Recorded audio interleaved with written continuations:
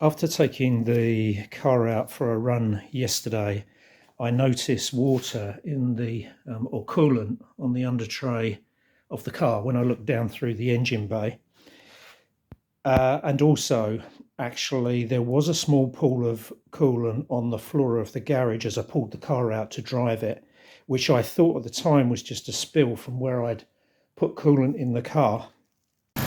Okay, I've been running the car for probably about 20 minutes now. There's no sign of leaks. I can't see any leaking anywhere.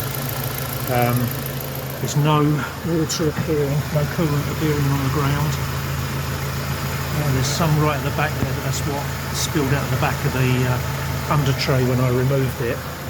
One thing I have noticed is this stuff doesn't evaporate.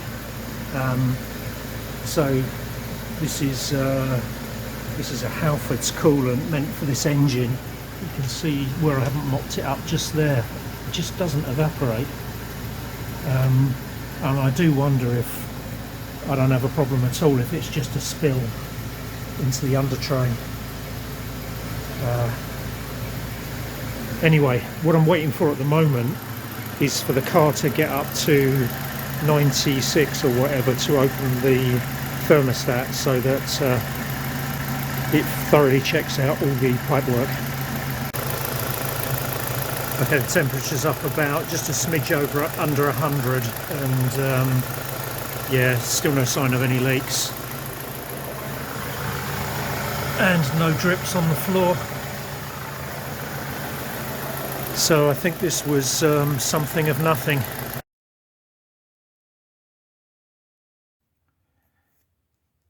That looks blue to me, but it seems to be coming out of the seam of the PAS pump. It's not, and it's not running down the side of the body of the PAS pump. I can't make it out. My coolant is blue and my PAS fluid is green. That looks blue to me.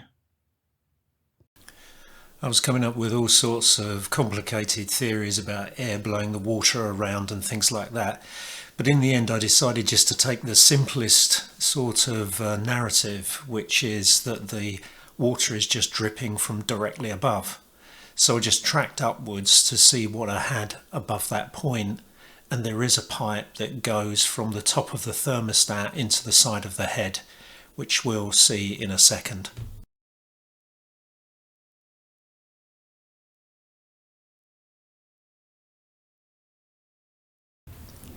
Watch the bottom right corner of that cam tensioner bolt.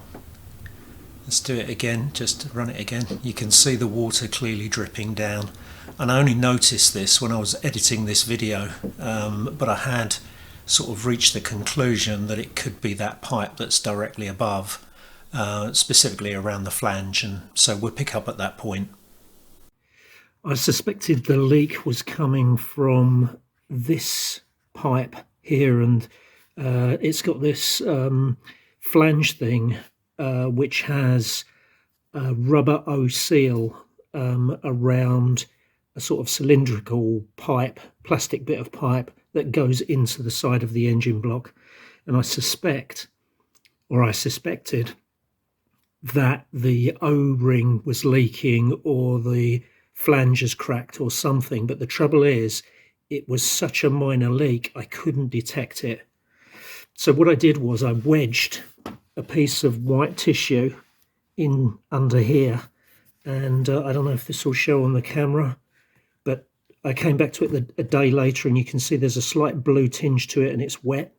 So this is definitely leaking, and that's the cause of the issue.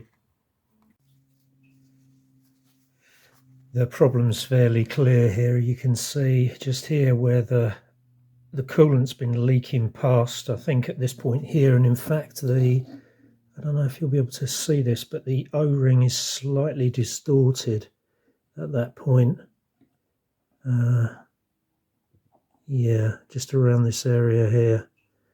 And I guess this has just gone brittle or something. I've never seen this before. It's not much like an O-ring anymore. It's sort of flattened out, and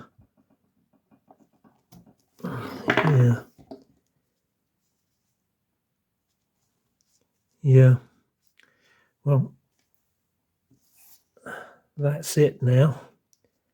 You can see it's not like a ring at all. It's sort of flat, which I don't think that's how they are. So it's obviously the complete, the repeated heat cycles obviously eventually lead to the polymer breaking down, and it's sort of flattened out, and that's what's caused it to leak past.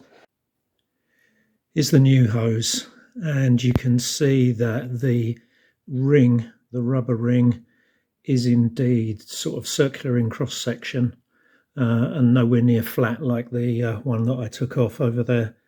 So yeah, I guess they flatten out over time through heat cycle, I guess. But let's get the thing fitted anyway. Now the hose is fitted, I've run the car for about 20 minutes and no sign of leaks.